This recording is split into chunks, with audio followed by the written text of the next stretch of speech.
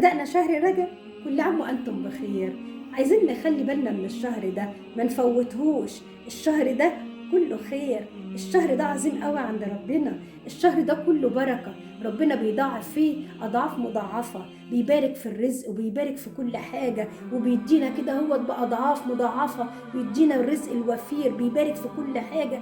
لازم نخلي بالنا الشهر ده استجابة للدعاء، لازم ان احنا ندعي كتير. ادعوا باللي انتوا عايزينه، ما تملوش من الدعاء الصبح والظهر وبالليل، اول ما تصحوا اول ما تناموا. الشهر ده استجابة للدعاء، لازم نخلي بالنا من كده، لازم نخلي بالنا من الشهر ده.